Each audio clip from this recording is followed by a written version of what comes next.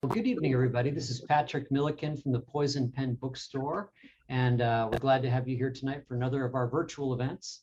And I've been looking forward to this event for a long time. A big Arizona history buff, and I'd like to welcome Debe Branning onto our show tonight. Hey, Debbie, how are you? I'm good. I'm good. She's the Looking author forward to of this. numerous books, including fairly recently, Haunted Phoenix, and now just out, Arizona's Haunted Route 66.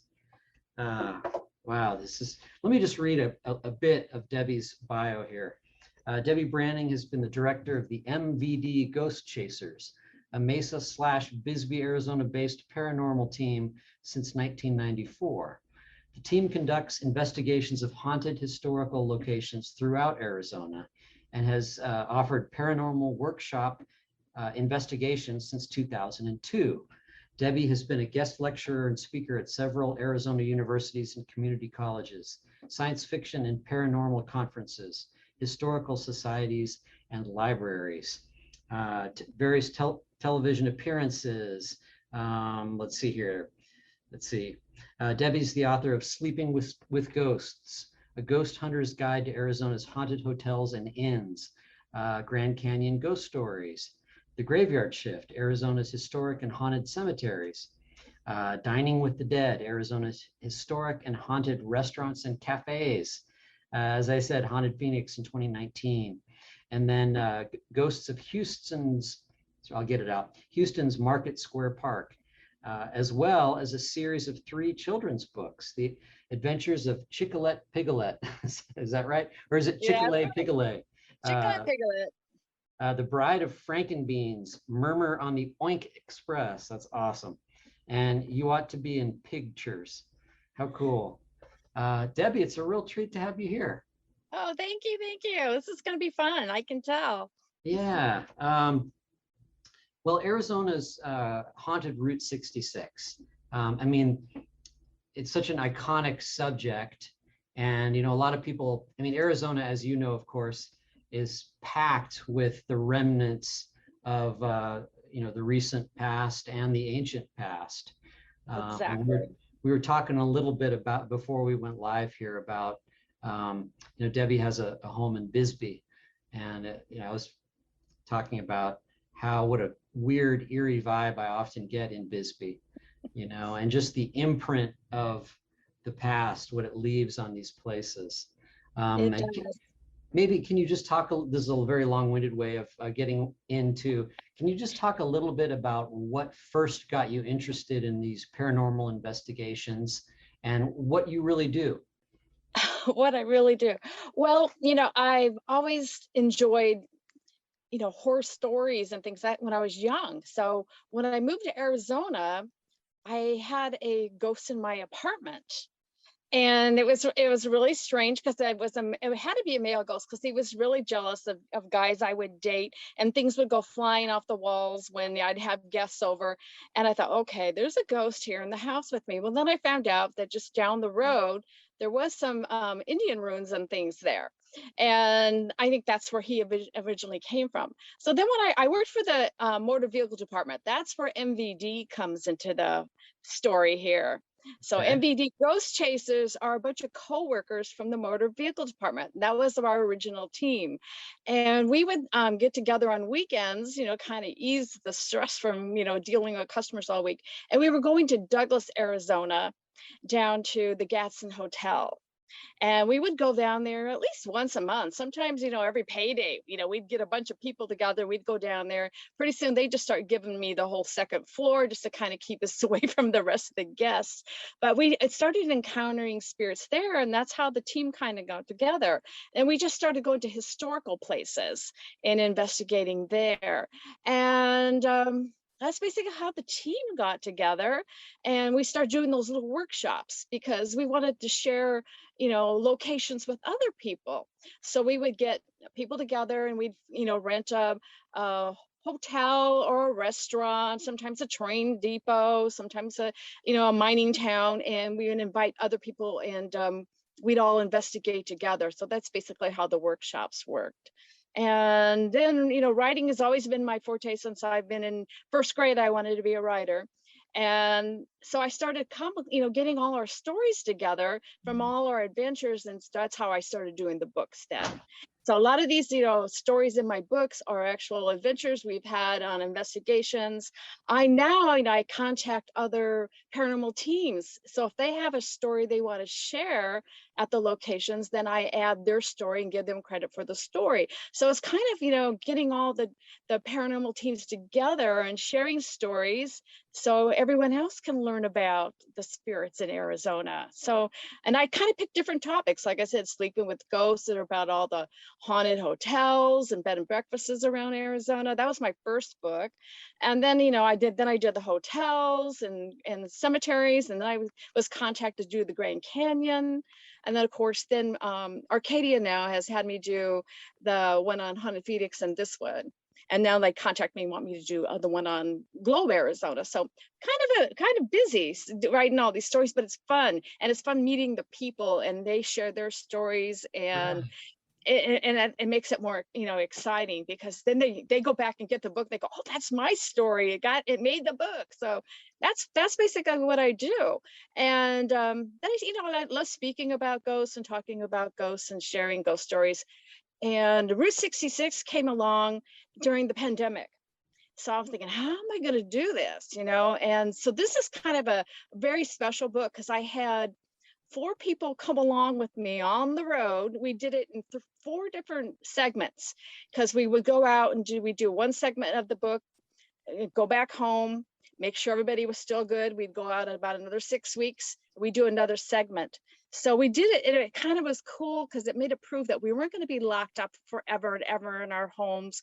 And we had to learn, how to be brave, how to go to diners, and how to stay in certain hotels and motels and live our lives like people along Route 66 would want you to. And it's a very, very unique highway, because it's all about our past. I know when I was young, we went on family vacations, and it was all, the old highways, much like Route 66. So you stayed in the little motels, you ate in the diners. And so this brought back a lot of memories of me being on the road too, and then sharing it with friends that, decided they were going to take the jump and go on this trip too, and that makes it really special. So they have a lot of their adventures in here, their stories, and we learned a lot from each other. I learned all about what mountains are made of from one of the guys on the trip. He loved to tell about the landscape, so we learned all about landscape on the trip too, besides ghost stories. Yeah, one of the things that struck me immediately was, when you read just a few of the places, I mean, you get a sense that this history of dreamers and visionaries, and not a few con men, and just Yeah. characters that tried to settle on Route 66 and Right. came to tragic and often violent ends. Yeah. There's a lot of that throughout the book.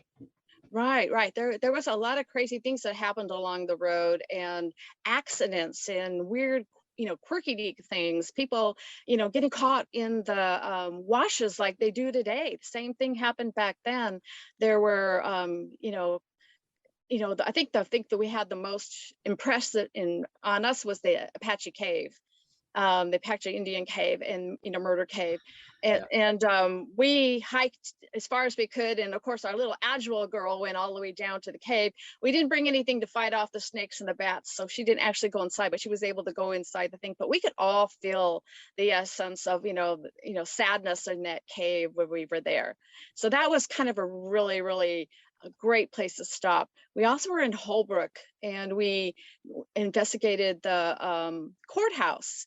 And that was all, kind of a lot of the investigations that we actually did when we were on the road were like little, fluke things. We'd walk into a place, and then it'd be like, oh yeah, you can walk around and look at, and then they start telling us stories. And so we were down in the old jail in the courthouse. And then we went over to where the big, the Blevins house right there on the Bloody Road, where there was a big shootout there that was worse than the OK Corral, and you just feel the energy in these old towns. Yeah. And yeah, so that was really kind of fun. We were also in, I think it was yeah, I'm trying to think where we were here. And the, La Posada there in Winslow, Winslow, and love it. Yeah, go yeah, there a very lot. beautiful place. And they were starting to tell us how, in the gift shop, they find things moved around all the time. And, they would let us walk around to all places in the buildings. And that was really fun. Mary Coulter is rumored Yes, to yes. haunt the I place. think that I think she, has her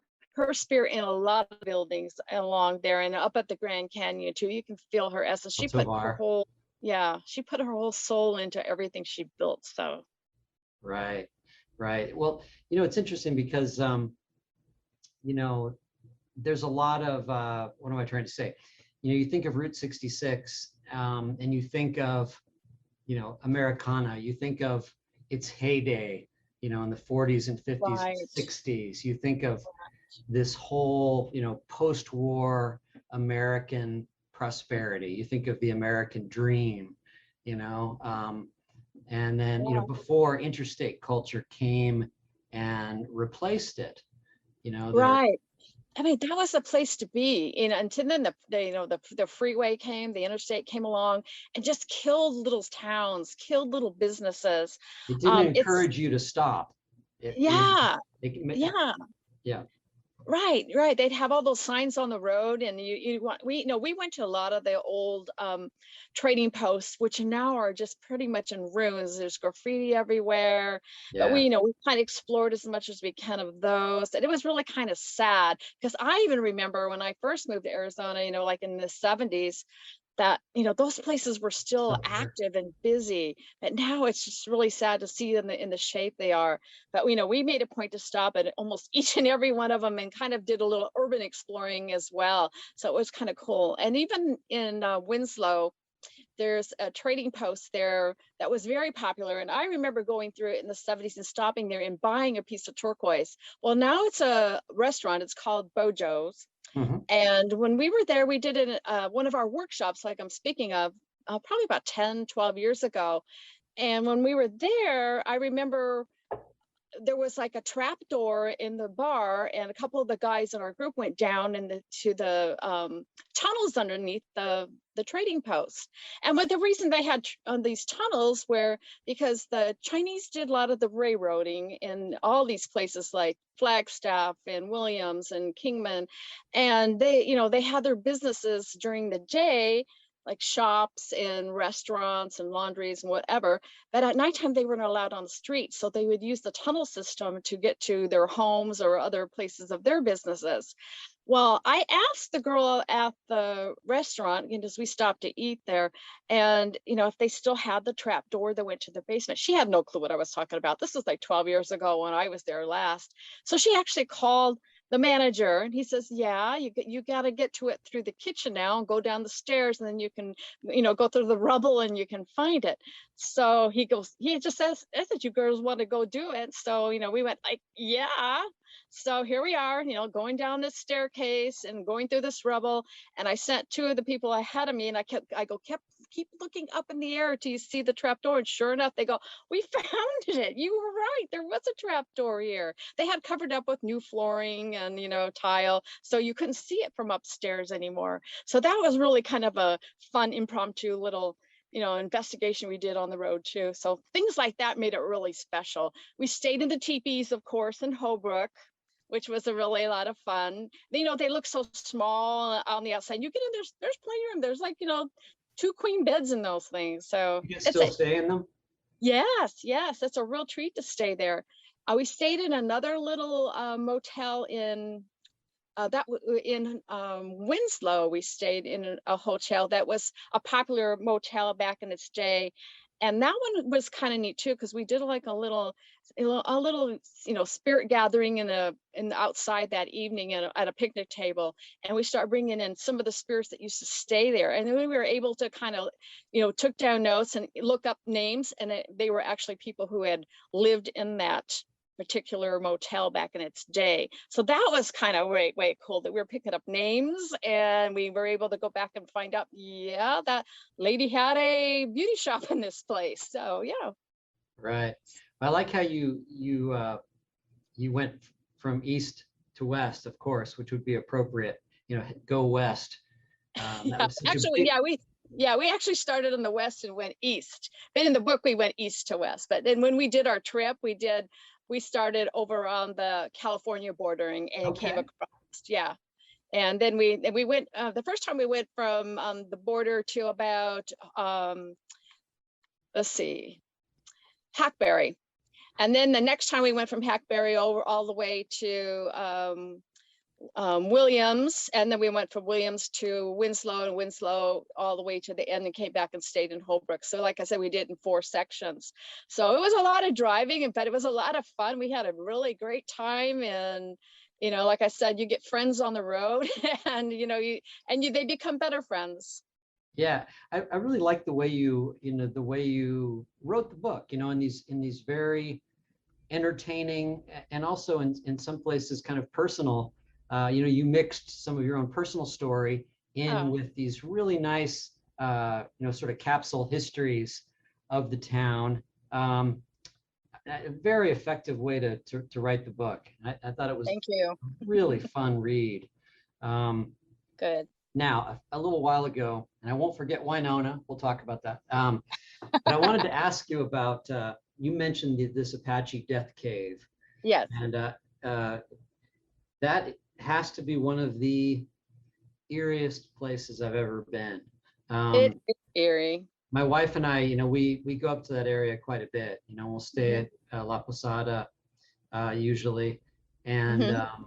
we like to go out to the Hopi country, out to the Hmm. mesas and things like that. Right. Well, anyway, in the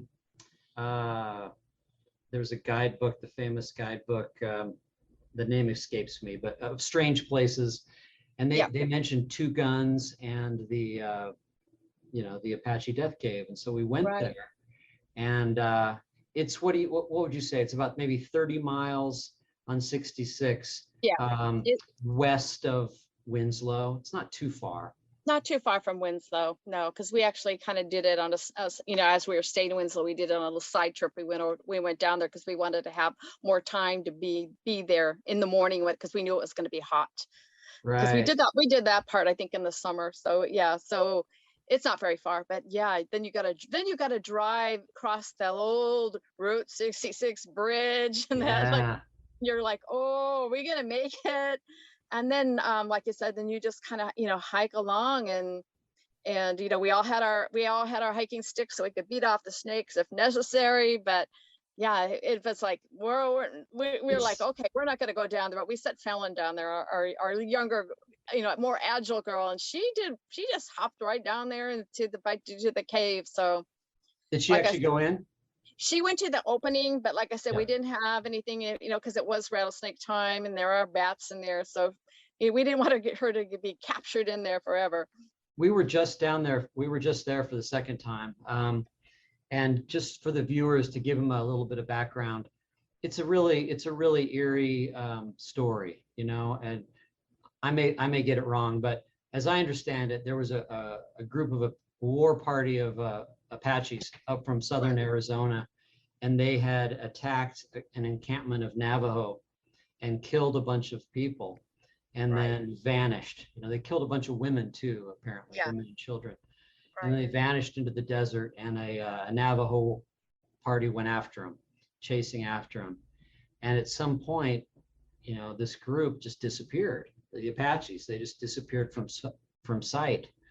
And the Navajos discovered that they had all, with their horses and everything, gone into this cave, which They is, start seeing smoke coming up through the they cracks. So started seeing smoke coming up through the cracks. yeah. Well, they, ultimately trapped them and killed all of them Right. in this cave. And a lot of the Navajos and the Apaches, of course, consider it bad mojo, bad juju. And then Right. I won't go into the whole thing, but then this kind of con artist sort of scammer goes there and gets the bright idea to set up this zoo, and he desecrates the graves and Right. takes the bones out and has tours, and Yeah, Uh, he made it crazy there. He got the bad mojo though. He yes, ended up at those, then he had that little zoo and the animals were attacking him. And it was like yes. every time I would read a newspaper article, like, oh, now he was bit by, this animal and Mountain now lion. this animal attacked him. I was having such a fun time finding all these newspaper stories about his demise. And basically then there was a murder, involving him. And then pretty Right, soon he was ousted out of town pretty much. right. But Time you for can, him to go. yes, but you can go there. I mean, you can go to these ruins. They're still there. Yeah. And the first time we went, we got just that eerie feeling. I mean, you walk close to the entrance to the cave, and I crept down there. I didn't go all the way in. I was too freaked out. Yeah. Immediately, it's much colder. This cold air comes out. Hmm. And we get back into our car and the check engine light's on. I mean, it was just really weird, the Yeah. whole energy. Anyway, sorry to take up so much time about that, but Oh, that's one of the good stories. it's That was one of our favorite days as well, because we were looking forward to that one, because we had read all the stories about it and we wanted to see what we would feel, because we talked to other paranormal investigators that had been there too, to see what they thought. So, we all, kind of went in there, with an open mind to see what we would feel as well. So like I said, that was kind of the fun part of it, because I did contact several other paranormal teams that had visited these places as well to share their stories, what they have felt too. So, a lot of people up in Holbrook near the, the blood, Bucket of Blood Saloon and everything, they right. had experiences there too. So it was a very crazy time, and that, like I said, the highway was, there was always scams going on and accidents, so, there's, spirits floating around just from all the accidents that happened Mm, there, train wrecks, and it was busy, but it was fun to learn all about it. I tell you, we had a right. blast. Yeah. I'm sure. Yeah. Just can you kind of give, I don't want to give too much away, but as you go from the New Mexico border to California, we think about that iconic song, that really brought it into the public's consciousness. Wines from Chicago to LA and all the different Right. places you can go. I said, don't forget Winona. Um, and there's the Oatman family story. I mean, there's so many Hmm. tragic and interesting stories along this highway. Um, can you think of a few just to bring up for the people watching? Well, the one that kind of really saddened me was there was Miss Shipley, who was the budding actress, and she had been to, I think it was the Petrified Forest with a bunch of friends, and they were on their way back to Winslow, and it started raining, and they got caught in a wash. And so everyone, got out of the car except for her. And it was so sad because, she had all these, anticipations of being this big star. And it was just squashed in, one, freaky car accident. So that was one of the ones that was tragic. There was another gentleman I remember who was blind on his left side. And he had a dream, like, the night before, Tuesday before, that he was going to get hit by a train, but he was able to move just in time. And then it happened just like what he dreamt. He went to cross the track. He couldn't see what was going on the left side, and the train was just kind of like on a clearing where he couldn't see it. And then he got hit by the train and killed on the track. Just, it was like a premonition of his death. So that was really kind of a weird story too. Of course, in Oatman, they had all those crazy mining things going on, and that hotel there is very busy. We didn't get to go inside because of COVID, but they were still selling cokes and drinks from the window. So we sat there and talked to the people that were still working inside the hotel, and they were saying how they see people on the stairways, they hear bottles falling on from the bar all the time.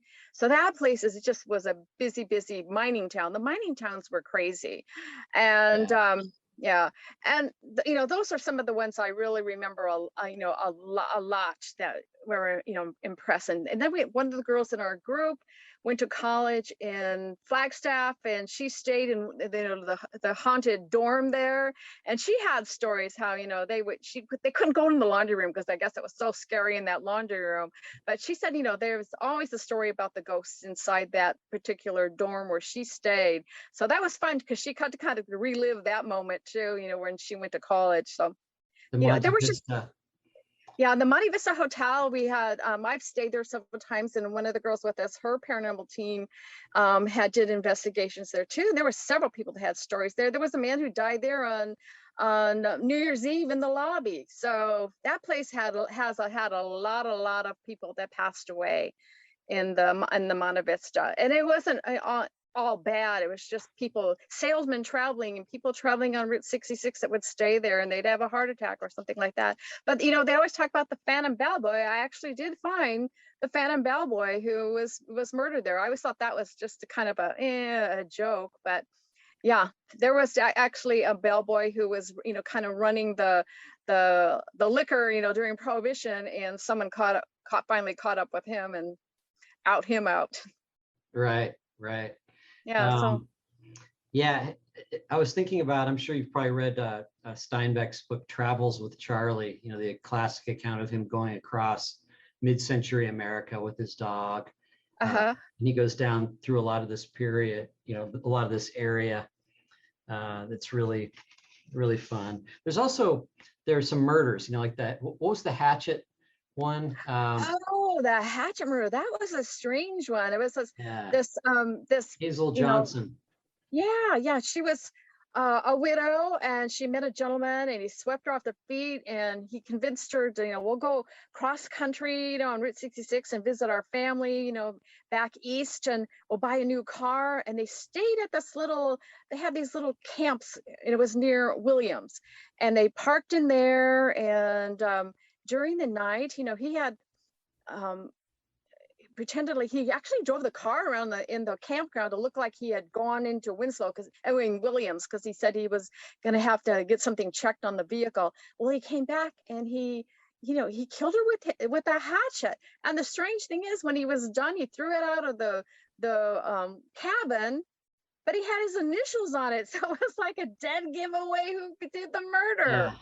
And then, you know, he went to prison and he escaped, and they found him in California, and, you know, they caught up with him. It was just a big, horrible mess. But that was a strange murder, just, you know, because he wanted to get her insurance policies. He took out a whole bunch of insurance policies on her. So, yeah, that was a really crazy one, too. And then, of course, the old schools that we visited, and you know, when we visited one school, we almost got thrown out because we were just taking pictures, and they just didn't want us there, you know, because they thought we were going to trespass. But I go, no, we're just taking pictures for a book. And boy, they just followed us out of town. They wanted to make sure that, you know, that was in Hackberry, you know, they didn't want us back there taking pictures of their old school. So, you know, it was just strange things like that. It was a lot of fun, though. Yeah, you know, it's funny. It's interesting that I don't know about you, but I'm sure that you agree with this, but when you drive through these little old towns, you know, you can't help but wonder. I wonder, you know, who lived there. You know, I wonder what their dreams were like. You know, what happened in their lives. You know, I mean, we all have the same. There's a lot of similarities between people, of course. We all have the same Right. dreams and hopes and love stories and all these kind of things that play out during our lives. And I like in the book how you really, by showing us these individual stories that happened, you really get a sense of that traveling along this road. I mean, the people who came before. I really like that. Yeah, well, you know, when you first come into Arizona, you know, from New Mexico, you're part of a scene from the Grapes of Wrath. I mean, that was, you know, Right, their route absolutely. that they took. And then when you leave the state, they're going over that bridge on the other side. And again, you know, it's from Grapes of Wrath. And then for your more modern day people that don't even know what Grapes of Wrath is, you've got Easy Rider coming across that same bridge, You you know, bet. over the Colorado River there. That's And right. also then we stopped at that little place there in the movie. It was another place where they were going to try to get a motel, and the motel guy wouldn't let them in. And that was just kind of a cool pit stop. We would just look for quirky places. Not only that it was spooky, it would be, something just kind of quirky out of the ordinary. We'd throw in the book too. Like, I think you maybe saw the thing when we stayed at the teepees, and I told about a story when I was there with another group that we used to do this thing called cemetery crawl, where we would visit cemeteries around Arizona, and we stayed there at the teepees. And while we were there, there was a gentleman that was a Elvis impersonator who was also staying at the same place. And so we got, he had even on his license plate it said Elvis, and he was the whole 9 yards. In the evening, after we all went to dinner, we came back, we were getting ready because we knew we had to drive all the way back to Phoenix the next day, and it was about 9:45, and all of a sudden I started hearing like tom-tom drums beating, dum, dum, dum, dum, dum, and lights were on, and music was playing, and I opened up the door, and here's this Elvis guy with the boombox over his head, and he said, "Oh, I'm just out here having a little fun, sorry I disturbed you, darling." And I just started laughing because it was just the funniest thing, and then, the next day he was gone. Then we all started thinking, well, was that a really impersonator, or is Elvis still out there driving around on Route 66? We don't know. Maybe he's not really dead. Maybe this is his ghost. It was fun though. It was fun. Yeah. Let me just address. I'm trying to. There's some people on Facebook. Where can we purchase the book is a question. And yes, we do have copies available through the Poison Pen bookstore. It is also available at the A Word, which we won't say, but somebody posted. We have copies for sale of several of Debbie's books, Haunted Phoenix. I apologize. I'd put a link in our thing, but I'm flying solo tonight. So if you have any questions, go ahead and put them in, and I'd be happy to ask them. One of the things I wanted to get into a little bit with you, we were talking about,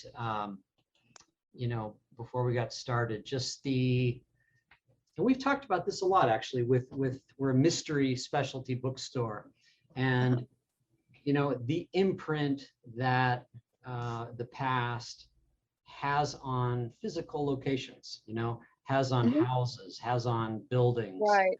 And I feel it, in certain places. Yeah. I remember, definitely. my wife and I have lived in a couple of old houses here in Phoenix. One of them was a 1920s little place, and we found a pair of polio braces up in the attic once. And we're like, wow, that's weird. I never got a strange vibe out of that house though. And we live in a place that was built in 1926 now. Oh, okay. And you get underneath the house, you're going to find stuff. You're going to find coins. You're going to find little toys. You're going to find, what people have left behind.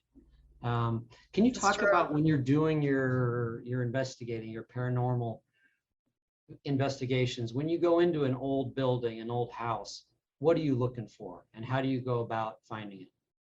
Well, it varies. It varies. I have done places where people have actually had an experience with children, and they want, they feel bad that the children are there, and we've actually moved a few children off, to the other side because they don't know how to get there. We look for, we'll put tape recorders out or digital recorders out and try to hear their voices. We're very, very, we have conversations with them like me and you.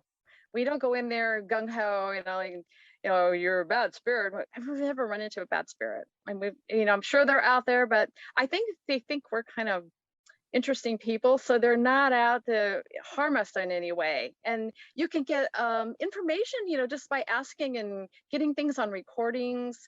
We take a lot of pictures, and like I said, we do a lot of research on the history.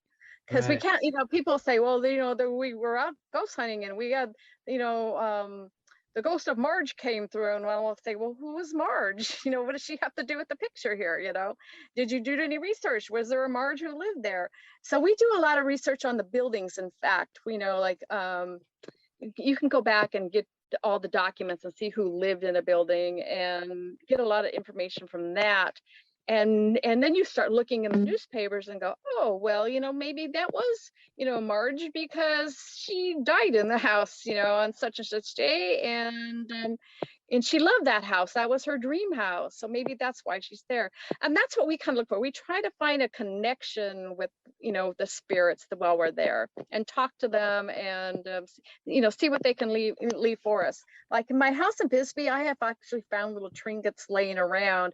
I know there's a little girl ghost in that place. There's a miner, a gentleman, and they have left trinkets for us, when we come down to the house. And I've seen the little girl. She was just kind of standing there in front of the TV one day, and I just looked at her, and she looked at me, and she disappeared.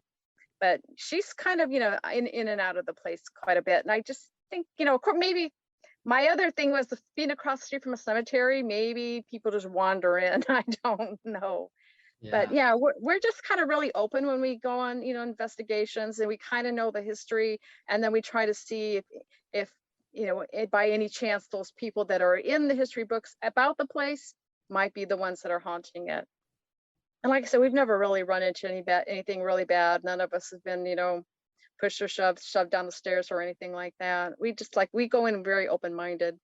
Right. I don't know about you, but when I get to that part of the state, I also feel the presence of I don't want to get too out in the ether here, but the presence of the more ancient inhabitants of the region. Yes. You You could really feel that, and just looking at the landscape and everything like that too. Yeah. It's all there, and you have to. It's a lot of respect, a lot of respect for the the people that had gone that way before, and so we're always careful about that too. You've got to be respectful of the spirits, and they'll respect you as well. Yeah, we had the opportunity. I said we like to go to the Hopi land. When you get out there on the mesas and you look out there, I mean, that is a spiritual landscape. I mean, there's just no question about it. Right. And we luckily, I mean, you can't go onto like Hopi Facebook and find out when their rituals are and stuff. They're very secretive. Very secretive. Well, we got to just by chance to go to a dance. It was a Kachina dance. And they're reenacting the myth of them walking up into the kiva and then down into the ground, and it's just beautiful. I love that part of the world. Yeah. One of the girls in the group that went along with us did a lot of work at some of the reservations as a counselor. So she would kind of point us in the right directions on, respect and what to look for and what not to look for, what we could ask, certain tribal people and what we can't ask. So that was always helpful too, having someone with, knowledge. And, we were in buildings where I think was it in Holbrook, a gentleman had visited the museum there and had left some items in one of the displays, and the girl who was working the counter, she goes, I don't know, I don't understand, maybe you guys do it. And we just figured out he was looking for peace in his life, and so he left some items and to look for peace in his life. And so we thought we're going to leave it there, because that's what he needs that in that display, so then it might help him down the road later. There was a reason why he went and did that. So it was good having people different aspects of, like I said, she understood a lot of the tribal traditions, and we had people that were into the landscape. We had a very cool group of people working on this project, and it was really fun because I think 2 of them went on every lap with us, and the other 2, they did a couple laps, because they had other things going on. But the 2 of them went on every single, leg of the trip. So they were really into it. So it was really kind of, like I said, really kind of fun, because they wanted to see it finished. So right, sure, absolutely. Yeah. And Arizona in general is a great car state. It is. We don't have a whole lot of rust going on, and so classic car enthusiasts are naturally drawn here. Yeah. Kingman's a big town for the classic cars. Yeah, it's great to see shows. Them. Winslow. Absolutely. And also the I mean, just to circle back a little bit on the ancients presence, you see in the kitsch along Route 66, you know, you see the attitudes towards the American Indians Right. represented in the kitsch, you Yeah. know, and a lot of it's not very accurate. No, to put not it these to days. put it No. mildly, you know, I mean, you got Yeah, teepees out in the desert. that's probably why all those trading posts are no longer in existence, because it was kind of Exactly. easy back then. I remember coming here in the 70s and 80s, and you'd have, you know, all the little kitschy little trading post, you know, items, and you know, it was like, nah, no, probably not very accurate for today's standards. Yeah, but it's great to see the like Meteor City. That's still Hmm. there a little bit. Right, Um, right. yeah. Let's see here. Anybody have questions or experiences you'd like to throw into the mix here? I think they're just They're just enjoying all listening. enjoying watching. Yeah. Let me see. There were a couple of the specific places I wanted to ask you about. Okay.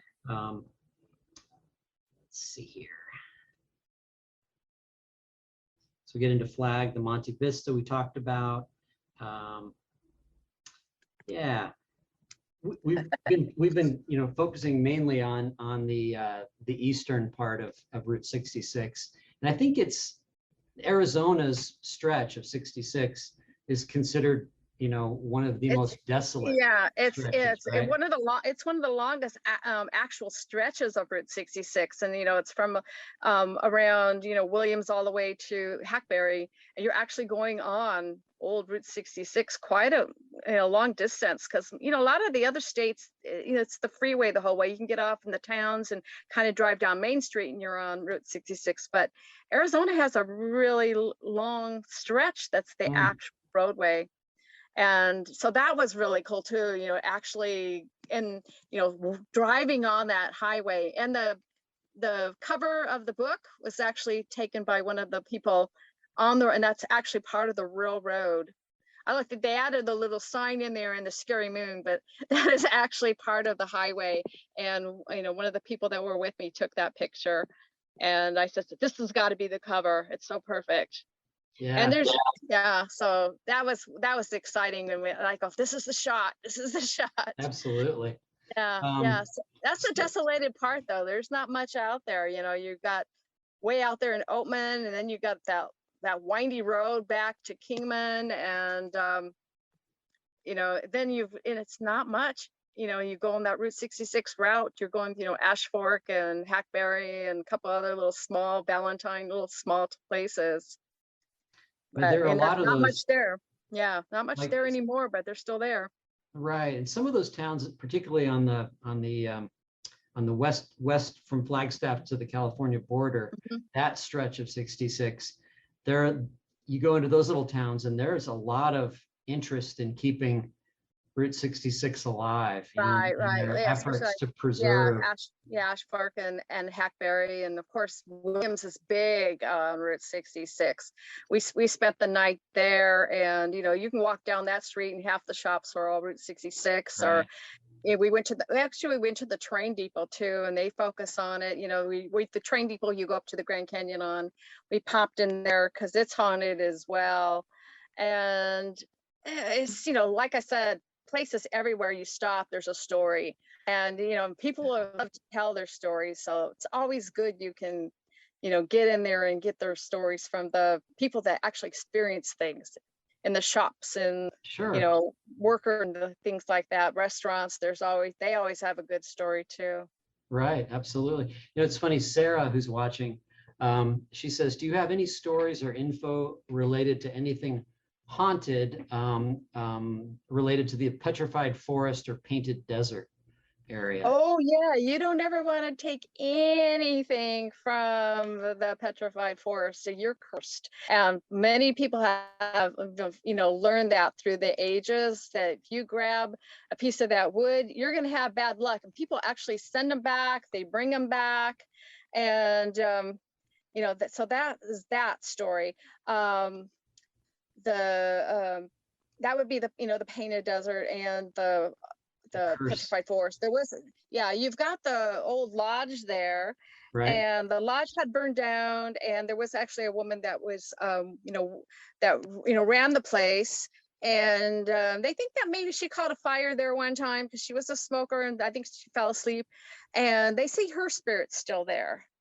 She died. She didn't die from burn. She died from asphyxiation, but her spirit is still there, and they see her on the stairs. They see her walking, and they smell cigarette smoke in the building, which no one can smoke in that building. So they know she's still around as well. So that's the main spirits that are there. Then, other than the curse of stealing the petrified wood, Right. Right. It you can says buy it anywhere. Don't steal it.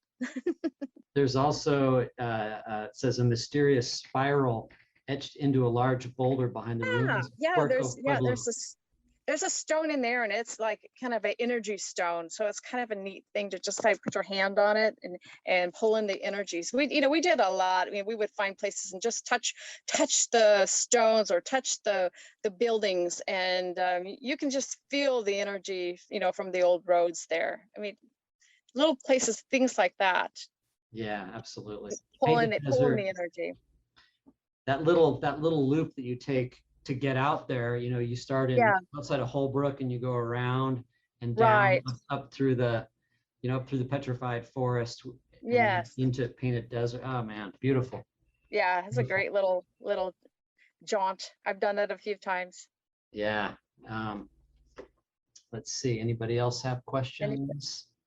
Um, let's see here. I had some profound thought I was going to bring up, but I lost it. Okay. Do you do any, we're doing this on Zoom and do you do any multimedia presentations when you do events from time to time or We not really? have from time to time. We haven't done an event for a while. Like I said, we used to do these little workshop things, like, I don't know, 3 times a year, sometimes 2 times, sometimes 4 times a year. We haven't done any the last couple of years. I think the last one we did was up in Globe at the old jail up there. But we haven't done one lately. But we always think about, it'd be fun to kind of get back in there and find another location that no one's been to and explore it. Because we go with a great group of people that like to investigate and learn about things. So Right. we'll be doing it again. We just haven't done it lately. We got into doing a lot of restoration at the old cemetery in Phoenix, so we do that, and doing the little traveling here and there, and I'm always writing books. So yeah, I would love to do another presentation at another haunted location. It'd be a lot of fun. Do you have any Halloween festivities coming up or any Halloween plans? Oh, I work with doing the walking tour of the history and haunted history, I guess we call it, tour of downtown Phoenix, and Marshall Shore, the hip historian. You I know probably have him. heard of him. Yeah. Yeah. Him and we go out the second Saturday of the month, and we do a 2-mile walk all around downtown, talking about some of the historic buildings there and some of the haunts within the store, the haunted, the historic buildings. And during October, we'll be doing them, just about every weekend. And it's usually on a Saturday night, and it's a lot of fun. And it's just a nice little easy gate little 2-mile walk. It takes us about 2 hours to make the jaunt, but you learn a lot of the history, and you learn about some of the weird things that happen in some of these buildings. So it's been fun. We've been doing the walking tour since last year, since we couldn't do the bus anymore. We used to take a bus out and do a driving through tour around Phoenix, and we've been doing that for about 10 years. So just Right. kind of a fun thing. We do it during the nice months. We've been doing the walking tour, and that's been a lot of fun. We've been meeting a lot of people, and they have their stories that they tell us. So yeah. There's so much fascinating, as you've written about, there are tunnels under Phoenix dating back to Yeah, tunnels. Prohibition. Yeah, Uh, tunnels and weird buildings that have secret rooms, have and you of course, go ahead. have you managed to get down to underneath the Westward Ho, underneath Central, where they have the old pool? I have in the past. Now it's all, since they put the light rail in, they Can you pretty get much down there? blocked it. Yeah, you just kind of go in the basement of the Westward Ho if you beg someone, but the actual go into the tunnels now, that's all blocked. But about, gosh, 10 years ago, I did get to go in there because you have to be invited in to get into the Westward Ho to explore anything. And there was a gentleman that he took us down, me and this other gal, and they took us right down where those tunnels were. And they went underneath Central, and there were to that parking lot across the street. And that's where a lot of the workers at the Westward Ho, they would park over there, come through the tunnels. So their dressing rooms and everything were down in the basement. So that's how, my friend knew about the tunnels. And so of course this gentleman took us there. And that was way cool, but now it's all blocked because of Isn't there the a light bowling rail. bowling alley down there? There was a bowling alley across the street, on that side too.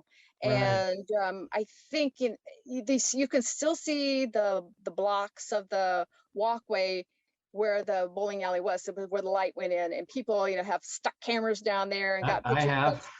Yeah, I have, yeah. yeah, I got pictures of the lanes a little bit too, but I don't, there's not much left of that anymore either. But yeah, we talk about that on our walking tour as well, how that was the most popular place, and you could only get through the Westward Ho, or there was like another doorway, I think, in the parking lot. But that's all gone, it's just like we're trying to let people know that there is quirky history in Phoenix, it's not Absolutely, all over the not place. all high rises. There's a lot of cool old buildings that have, weird stories in them, even though we're not old as some of the West back east, where they've got stories from 100 years ago and 200 years ago. We only have 75 that have really good, stories. We're getting 200 though now, so Right. yeah. Can we talk a little bit? Sue has an amusing comment. She says, there's a white round orb that I can see in your hair on the bottom right. I'm not sure if it's from your overhead light or It's probably the overhead light. I don't think I have anything else that would be there. Yeah, it's probably that light. I need to put a cover on that light. Well, before we sign up, we don't do Mr. Orbs. Yes. Can you tell us a little bit about what we're looking at behind you? You have a massive doll collection. I have a massive doll collection. I try to block it off much as I can, but they're all, I collect celebrity dolls of they're mostly Barbie size, but I do have large ones of Shirley Temple and what do we talk? Carol Channing from Hello Dolly and Gone with the Wind, and who else we have up there? Oh, Elvis. We have all kinds of dolls, and the Little Rascals and skating dolls and Lucy dolls. But I probably have 750 celebrity dolls that I have collected through the years, because I wanted to have a celebrity doll museum. But now my daughter just keeps telling me, Mom, when you die, I'm going to have a sale, buy one, get 5 free. I don't want them. But yeah, I still collect them. I'll see them, online, or I'll see one in the store, and I still have to buy them, even though they're just being stacked up in boxes now. But I just think they're fun. Yeah. What are some of the more eccentric ones you have? Can you think of any weird ones? Yeah, I like to tell the story about my W.C. Fields doll that I got it on eBay, years ago, and I had it standing freestyle in my kitchen for probably 3 or 4 days, and I decided, well, I got to put it up on the shelf with the rest of its kind. So I brought it in, put it on the shelf. The next day I find it, and it's laying sideways on another shelf. So right away I asked my daughter, did you move this doll? And she said, Mom, I don't touch your dolls. And so I went, put it back on the top shelf, came back a couple days later, it's on the floor again. And I thought, okay, who's ever doesn't like W.C. Fields, you're just going to have to live with it. This doll's here. I'm going to put it back up. I don't want anyone touching it again. Leave it alone. And I came back the next day, the doll's standing sideways with his lapels up so you can't see his face. I've left it like that for now. I don't know how long it's been, probably 8 years. I dust him off from the outside a little bit, but I haven't touched him, and I haven't had any problem with that doll ever again. I call that my haunted doll. Everybody has to have one haunted doll, and it's the W.C. Fields. Interesting. So, that's my quirky doll. Mm-hmm. Boy, I think I'm starting to agree with Sue here. I can see the little she says it's very faint. It moves about up to your chin. I see the little orb. It kind of disappears and comes back. Okay. Yeah. All right. So we have a haunted author as well. A haunted author. I wouldn't doubt it.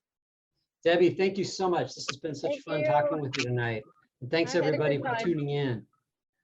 Thank you. Yeah, rush out and get these books and some of Debbie's other work. Go They're on a so trip. much fun to read. Yeah. Go Well, on a vacation. absolutely. Go out and visit the wonderful 2-lane highways that we have in Arizona still. There's so many of them. Yes. But so next you're working on Globe in Miami. Yeah, Globe Miami's the new one. I'm just now gathering stories. So if anybody has a Globe Miami adventure, let me Cool. know. And they can find you. Is there a website? Yeah, I'm on Facebook all the time. Just go to Debe Branning on Facebook. I'm always there. I answer to anything. And the website's Naza. My email rather is nazanaza@aol.com. I'm still AOL. I'm so old. Old school. Yep. All right, Debbie. Thanks so much. Have All a right. great night. Thanks everybody for watching. Take care now. Hello. We hope you're enjoying our programs and podcasts with authors. We'd like to expand them, and your help would be appreciated. Please make a donation at poisonedpenfoundation.org. 100% of the proceeds will go to help connect authors with readers in this difficult time. Thank you.